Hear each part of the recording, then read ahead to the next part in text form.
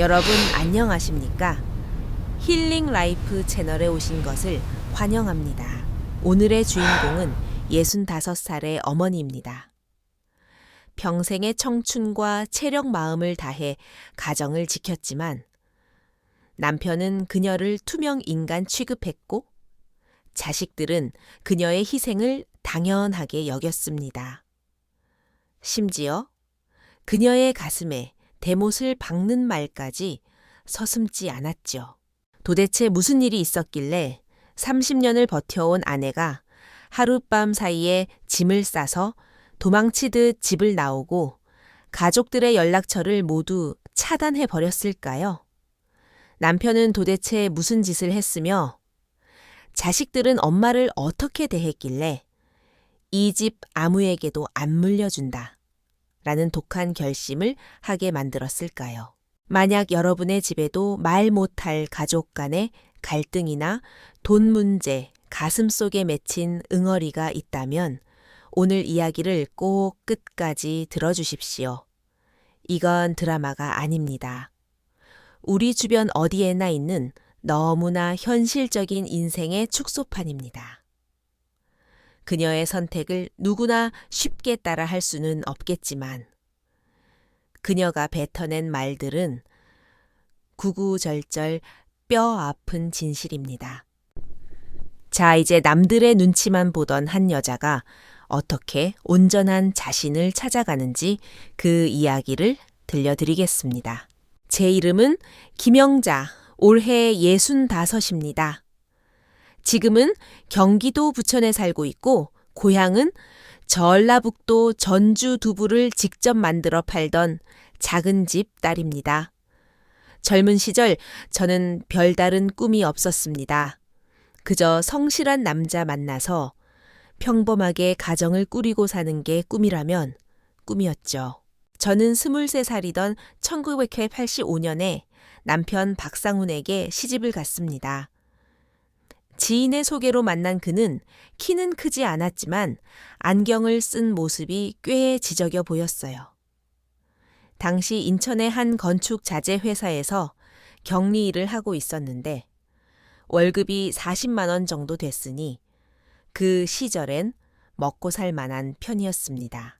우리가 처음 만난 날 허름한 칼국수 집에서 밥을 먹었던 기억이 아직도 생생합니다.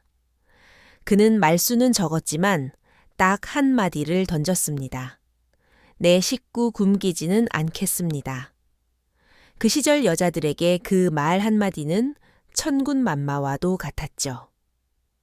친정이 넉넉지 않았고 부모님도 연로하셨기에 저는 별다른 고민 없이 몇 번의 만남 끝에 결혼을 결심했습니다.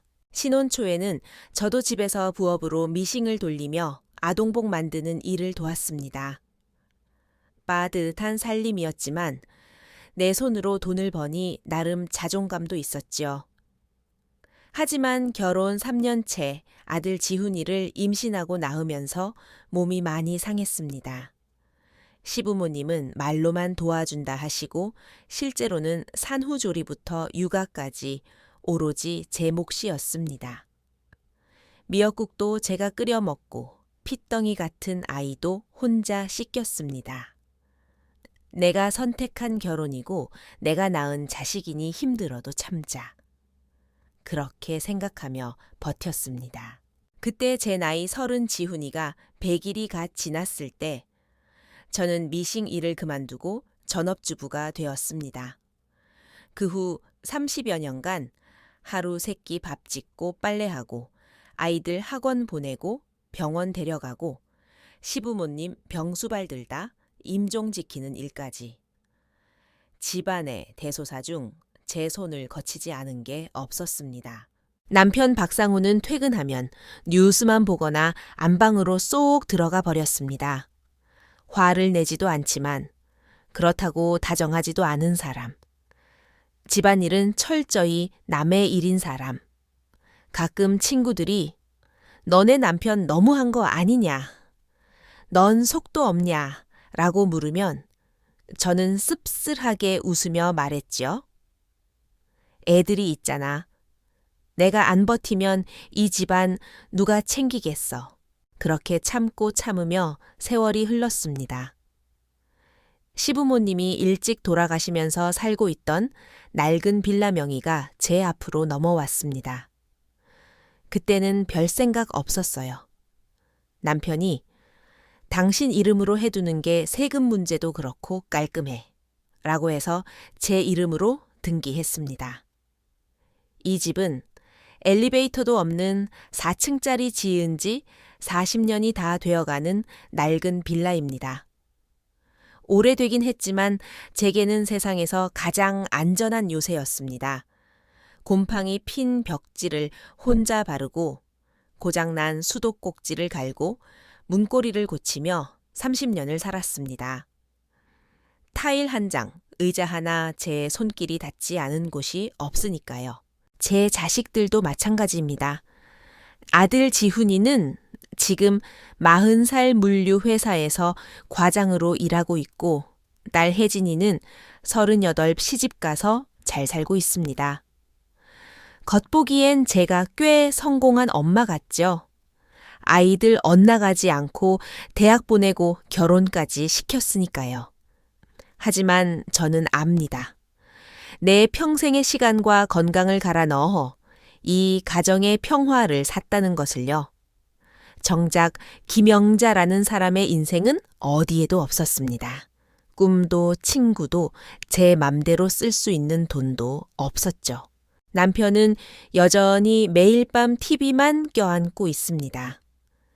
30년 결혼 생활 동안 우리가 진심 어린 대화를 나눠본 적이 있냐고요.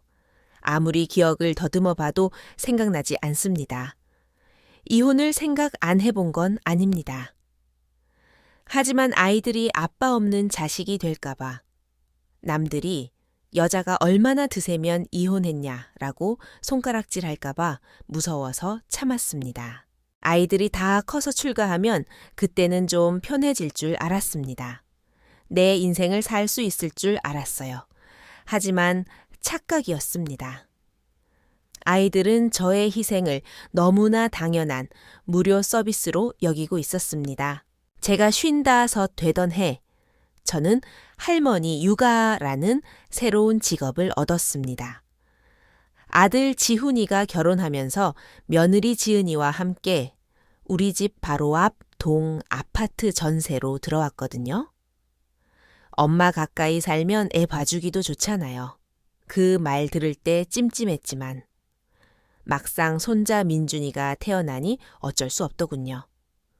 아침 6시에 일어나 젖병 씻고 애 봐주고 아침 7시엔 다시 집에 와서 남편 밥 차려주고 어쩌다 제가 감기 몸살이라도 나서 하루만 쉬겠다고 하면 며느리 지은이 표정이 싹 굳습니다. 가족 단톡방에는 어머님 편찮으셔서 민준이 어떡해요 유유 라는 글이 올라오는데 걱정이 아니라 원망처럼 들렸습니다. 딸 혜진이도 마찬가지입니다. 툭하면 외손주를 데리고 와서 맡깁니다. 엄마 우리 결혼 기념일인데 오늘만 좀 봐줘. 저는 알았다고 하지만 아이 짐 가방을 볼 때마다 가슴이 답답했습니다. 그건 부탁이 아니라 당연한 맡김이었으니까요. 가장 서러웠던 건 민준이가 놀다 넘어져서 이마를 살짝 찧었을 때였습니다. 퇴근하고 온 며느리가 차갑게 쏘아붙이더군요. 어머님, 애 잘 못 보실 거면 그냥 보지 마세요. 순간 눈물이 핑 돌았지만 꾹 참았습니다. 울어봤자 내 편 들어줄 사람 아무도 없으니까요.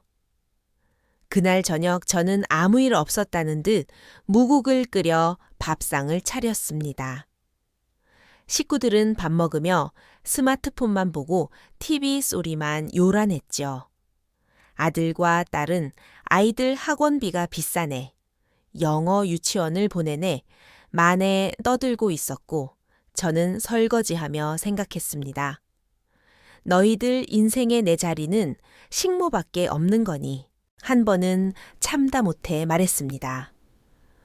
너희들 요즘 너무 자주 애 맡기는 거 아니니 나도 이제 나이 들어서 몸이 예전 같지 않다. 제 말이 끝나기도 전에 딸 혜진이가 대꾸했습니다.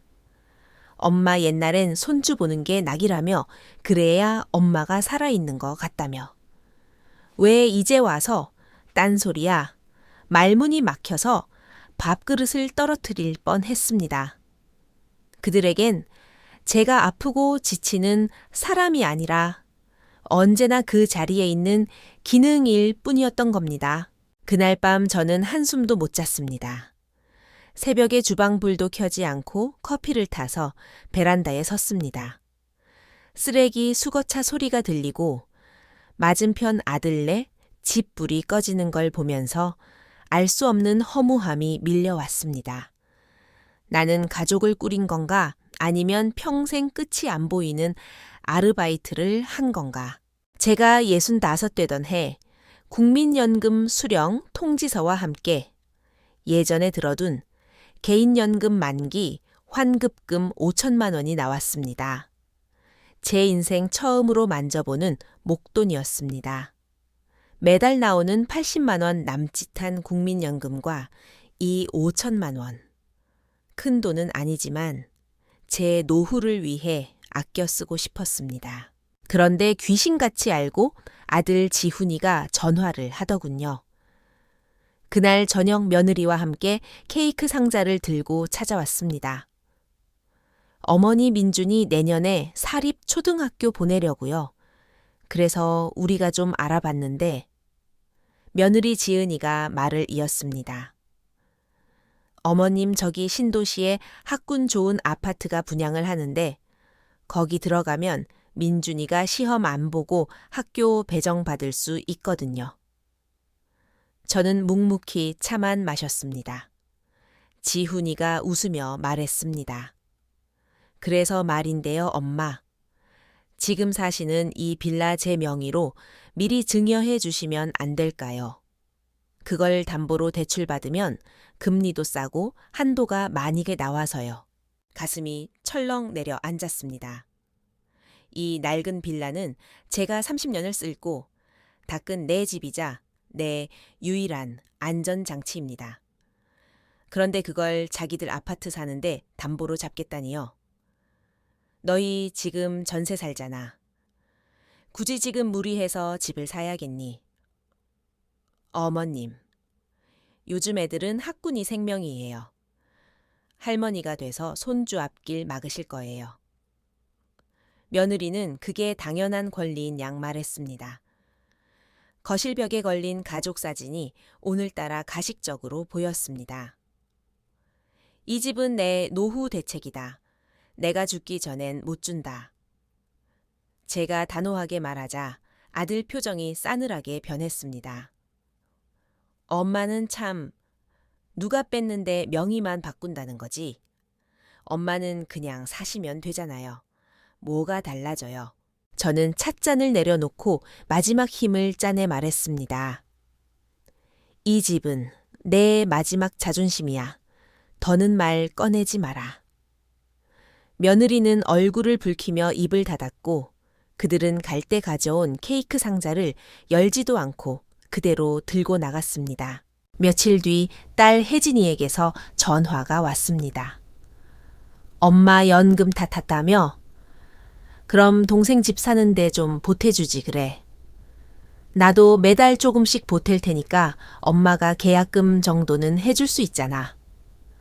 내가 돈을 내는데 넌 뭘 보탠다는 거니? 아니, 내 말은 가족끼리 돕고 살자는 거지. 엄마는 왜 그렇게 계산적이야?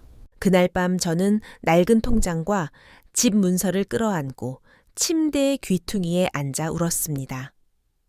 나는 언제부터 이 집에서 엄마가 아니라 현금 인출기가 되었을까? 제가 환갑을 맞이한 해였습니다. 성대한 파티는 바라지도 않았지만 아들이 밥이나 먹자고 하더군요. 그래도 환갑인데 챙겨주려나 보다 싶어 아침부터 미역국 끓이고 집 안 청소를 싹 해놨습니다. 저녁 식사는 동네 고깃집이었습니다. 저는 시장에서 산 3만 원짜리 붉은 꽃무늬 원피스를 입고 나갔습니다. 나름 저 자신에게 주는 환갑 선물이었죠. 고기가 채에 익기도 전에 며느리가 입을 열었습니다. 어머님 집 문제는 다시 생각해 보셨어요? 다음 주가 청약 마감이라 저희가 좀 급해서요. 오늘은 좋은 날인데 그런 얘기 하지 말자. 제가 말을 돌리려 하자 딸 혜진이가 거들었습니다. 엄마, 우리도 엄마 생각해서 그러는 거야. 그 엘리베이터도 없는 4층에서 언제까지 살 거야? 나중에 무릎이라도 나가면 어쩌려고 집 팔고 작은 전세로 옮기고 남는 돈으로 동생 도와주면 좋잖아. 그 순간 입안에 있던 고기가 모래알처럼 느껴졌습니다. 가만히 있던 남편 박상훈까지 한마디 거들더군요. 당신 그 집 쥐고 있어봤자 똥값 된다. 자식들 잘되게 밀어주는 게 남는 장사야. 이 자리는 내 생일 파티가 아니라 가족들의 재산 강탈 청문회였습니다. 어머님, 그 빌라 팔아봤자 5억 좀 넘죠. 저희가 뺏는 거 아니에요. 그냥 손주 미래를 위한 투자라고 생각하세요. 며느리의 말에는 가시가 돋혀 있었습니다. 저는 화장실에 다녀오겠다고 하고 일어났습니다. 거울 속에 비친 제 모습, 꽃무늬 원피스는 촌스럽고 눈가주름은 자글자글하고 눈빛은 텅 비어 있었습니다. 다시 자리에 돌아오니 이미 케이크는 잘려 있었고 촛불은 켜지도 않았더군요. 엄마, 얼른 먹고 가요? 민준이 재워야 해서. 저는 아무 말 없이 케이크 한 조각을 입에 넣었습니다. 무슨 맛인지도 몰랐습니다.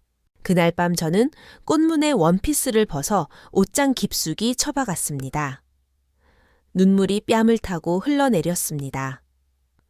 하느님은 여자의 환갑을 축복받으라고 만든 게 아니라 얼마나 더 뺏길 게 남았는지 계산하라고 만드셨나 봅니다. 그러다 사단이 났습니다. 제가 평생 처음으로 응급실에 제 발로 걸어 들어간 날이었죠. 새벽 3시 배가 끊어질 듯 아프고 식은땀이 비 오듯 쏟아졌습니다. 옆에서 코를 골며 자는 남편을 흔들어 깨웠지만 좀 조용히 해 하고 짜증만 내더군요. 저는 기어다니듯 옷을 챙겨 입고 택시를 불러 응급실로 갔습니다. 급성 맹장염이었습니다. 당장 수술해야 한다는데 원무과 직원이 물었습니다. 보호자분 안 오세요? 저는 잠시 멍하니 있다가 대답했습니다. 없어요. 제가 알아서 할게요. 수술이 끝나고 마취가 풀리니 텅 빈 병실에 링거 방울 떨어지는 소리만 들렸습니다. 다음 날 점심때가 되어서야 딸 혜진이가 죽 한 그릇 사 들고 왔습니다. 엄마, 나 점심시간 1시간밖에 없어. 빨리 가야 해. 이따 애 학원 픽업 가야 하거든. 제 손등에 꽂힌 주사바늘은 쳐다보지도 않고 연신 스마트폰만 확인하더군요. 김 대리 나 지금 가? 응. 딸은 온 지 몇십 분도 안 돼서 가버렸습니다. 그 다음 날 온 아들은 병상에 앉아 게임만 하다가 툭 던졌습니다. 엄마 퇴원 언제 해? 나 주말에 애들이랑 캠핑 가기로 해서 데리러 못 오는데 택시 타고 갈 수 있지. 보험 청구 서류가 어디 있냐는 둥돈 얘기만 하다가 갔습니다. 퇴원하는 날 저는 혼자 짐 가방을 들고 병원을 나섰습니다. 햇살은 따가운데 온몸이 시리더군요. 병원 입구에서 휠체어를 탄 할머니 한 분을 봤습니다. 자식들이 부채질 해주고 물 떠다주고 난리더군요. 저렇게 대접받으려면 나도 집 문서를 미리 넘겼어야 했나.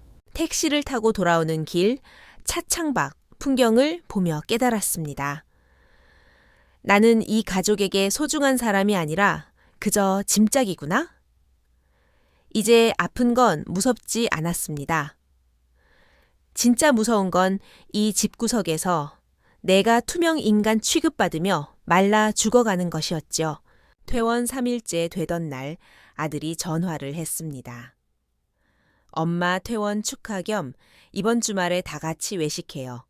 엄마 좋아하는 단골집 예약했어요. 저는 알았다고 했습니다. 혹시나 하는 마음에 그래도 가족이니까 하는 기대감에 나갔습니다. 우리가 자주 가던 동네 한정식집. 자리에 앉자마자 아들이 본론을 꺼냈습니다. 엄마, 그 집 문제 더 미루면 안 돼요. 건설사에서 이번 주까지 계약금 넣으래요. 저는 수저를 내려놓았습니다. 나 이제 막 퇴원했다. 너희는 내 몸 걱정은 안 되니. 며느리가 차갑게 말했습니다. 어머님? 요즘 안 힘든 사람 어디 있어요? 저희도 다 참고 사는 거예요. 예전엔 다 알아서 하셨잖아요? 왜 갑자기 유난이세요? 딸 혜진이도 거들었습니다. 엄마, 솔직히 엄마가 우리 키울 때 힘들었던 거 인정해. 근데 그건 엄마가 좋아서 한 거잖아. 이제 와서 피해자 코스프레 하면 우리 입장이 뭐가 돼? 남편이 결정타를 날렸습니다. 집 안 내놓을 거면 말을 해. 사람 피 말리지 말고. 당신이 그렇게 이기적인 사람인 줄 몰랐네. 머릿속에서 무언가 툭 하고 끊어지는 소리가 들렸습니다. 가족을 위해 30년을 바친 게 내 선택이었으니 책임도 내가 지라는 말. 내가 아껴서 지킨 집이 그들에겐 먹잇감일 뿐이라는 사실. 저는 그날 소리 지르지 않았습니다. 울지도 않았습니다. 그냥 조용히 집으로 돌아와 샤워를 하고 잠옷으로 갈아입었습니다. 그리고 밤새도록 서랍을 정리했습니다. 주민등록증, 도장통장, 집 문서보험 증권. 내 이름으로 된 모든 것을 챙겼습니다. 가족 카카오톡 채팅방을 나가고 번호를 모두 차단 목록에 올렸습니다. 다음 날 새벽 저는 이삿짐 센터 트럭을 불렀습니다. 미리 봐둔 경기도 신도시에 작은 오피스텔로 짐을 옮겼습니다. 가방 2개와 옷 몇 벌, 그리고 김영자라는 저 자신만 챙겨서 나왔습니다. 남편에게도 자식에게도 말 한마디 남기지 않았습니다. 그들은 어차피 제가 어디 있는지 밥은 먹었는지 궁금해하지 않을 테니까요. 새로 이사한 곳은 엘리베이터가 있는 8층 오피스텔입니다. 보증금 2천에 월세 60만 원. 집주인 부부가 참 친절해서 되어락도 새 걸로 바꿔주셨죠. 처음 이 집에 들어와 창문을 여는데 바람이 어찌나 시원한지 눈물이 났습니다. 도망친 게 아닙니다. 저는 이제야 숨막히는 감옥에서 출소한 겁니다. 이웃집에 사는 왕언니라는 분과 친해졌습니다. 저보다 3살 위인데 혼자 사시면서 문화센터 다니고 그림 그리며 사시더군요. 자기야 혼자 사는 게 얼마나 좋은지 몰라. 밥하기 싫으면 안 해도 되고 자고 싶으면 자고. 이게 천국이야. 언니 말을 듣고 저도 용기를 냈습니다. 은행에 가서 통장을 정리하고 제 명의의 체크카드를 새로 만들었습니다. 처음으로 배달 앱으로 치킨을 시켜 먹었는데 그게 그렇게 맛있을 수가 없더군요. 이사 나온 지 1달이 지났습니다. 그동안 제 전화기는 조용했습니다. 남편도 자식들도 처음엔 제가 홧김에 친정이나 갔겠거니 했겠지요. 35일째 되던 날 모르는 번호로 전화가 왔습니다. 딸 혜진이었습니다. 엄마 도대체 어디야? 애가 할머니 찾는다고 나랑 남편이랑 번갈아 휴가 내느라. 회사 잘리게 생겼어? 저는 담담하게 말했습니다. 그래, 그럼 너희들이 알아서 키워라. 엄마, 진짜 왜 그래? 너무한 거이지 아니야. 너무해. 나는 30년 동안 혼자였다. 너희는 고작 1달 가지고 죽는 소리냐. 다음 날 아들도 전화가 왔습니다. 목소리가 다 죽어가더군요. 엄마 아버지가 혈압 올라서 쓰러지셨어요. 화장실 문턱에 걸려 넘어지셨는데, 네, 아빠, 평생 혼자 있는 거 좋아하던 양반이다. 소원 풀었네. 엄마 진짜 이럴 거야? 가족끼리 너무 독한 거니? 독한 거 아니야. 저는 웃음이 났습니다. 독한 건 너희들이지. 나는 이제야 살 길 찾은 거다. 이틀 뒤 남편이 제가 사는 오피스텔 로비로 찾아왔습니다. 어떻게 알았는지 색바랜 티셔츠에 슬리퍼를 끌고 손에는 비타민 음료 박스를 들고 서 있더군요. 여보 집에 가자. 꼬리 이게 뭐야? 저는 그를 근처 카페로 데려갔습니다. 그리고 미리 적어둔 종이를 내밀었습니다. 김영자의 독립선언문. 내 생활비와 돈은 내가 관리한다. 자식들에게 10원 한 푼 지원 안 한다. 손주 육아는 절대 안 한다. 내가 보고 싶을 때만 본다. 내 집 빌라은 처분한다.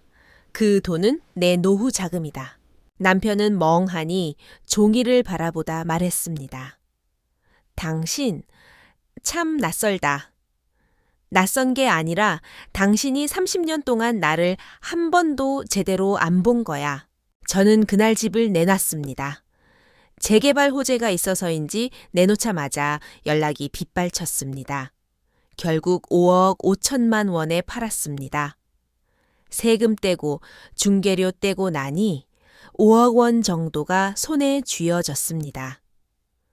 저는 그 길로 강원도 춘천에 있는 작은 아파트를 샀습니다. 3억 원을 주고 제 명의로 샀죠. 공기 좋고 엘리베이터 있고 근처에 대학병원도 있는 곳입니다. 나머지 2억 원은 연금 통장과 별도로 꿈 통장에 넣었습니다. 은행 직원이 묻더군요. 어머님, 이 돈으로 뭐 하시게요? 여행 갈 거예요. 일본도 가고 유럽도 가고 내 다리로 걸을 수 있을 때 실컷 다닐 겁니다. 계약하던 날 법무사가 물었습니다. 자녀분들 공동 명의로 하실 건가요? 저는 웃으며 대답했습니다. 아니요. 제 이름 석자만 넣어주세요. 춘천 새 집으로 이사하던 날 베란다 너머로 보이는 호수를 보며 생각했습니다. 과거를 끊어내야 진짜 시작이 오는구나. 저는 요즘 일본어 기초반에 등록했습니다. 문화센터에서 요가도 배웁니다. 이웃 언니들이 영자 씨는 참 신식 할머니네 라며 부러워합니다. 예전 같으면 돈 아깝게 무슨 이라며 망설였겠지만 이제는 아닙니다. 제 돈으로 제가 쓰는데 뭐 어때요? 라고 당당하게 말합니다. 지난 제 생일 저는 아무도 기다리지 않았습니다. 혼자 샤브샤브를 배달시키고 와인 한 병을 샀습니다. 꽃집에 들러 난생 처음 제 돈으로 분홍색 장미 꽃다발도 샀죠. 친구 몇 명을 초대해 노래방 기계를 틀고 신나게 놀았습니다. 친구들이 불러주는 생일 축하 노래를 듣는데 눈물이 왈칵 쏟아지더군요. 슬퍼서가 아니라 너무 홀가분해서요. 누구의 아내, 누구의 엄마가 아닌 온전히 김영자로 축하받는 기분. 그날 밤 저는 일기장에 이렇게 적었습니다. 김영자 62번째 생일 축하해. 이제부턴 오직 너를 위해 살아. 껍데기 같은 가족 노름은 끝났어. 너는 충분히 그럴 자격 있어. 여러분, 제 이야기 어떻게 들으셨나요? 평생 가족 뒷바라지 하다가 헌신짝 취급당하는 기분 겪어보지 않은 사람은 모릅니다. 자식 이기는 부모 없다라며 참고 계신가요? 아닙니다. 부모가 행복해야 자식도 바로 섭니다. 아니, 자식이 바로 서지 못해도 내 인생은 내 것입니다. 혹시 지금도 내가 참으면 가정이 평화롭겠지? 라고 생각하며 속을 썩이고 계신 분이 있다면 제 이야기가 작은 용기가 되었으면 좋겠습니다. 너무 오래 참지 마세요. 침묵이 길어지면 마음이 죽습니다. 여러분은 언제나 자신을 위해 살 자격이 충분합니다. 지금까지 제 이야기를 들어주셔서 감사합니다. 여러분의 생각은 어떠신가요? 제가 너무 매정한 엄마인가요? 아니면 잘한 일인가요?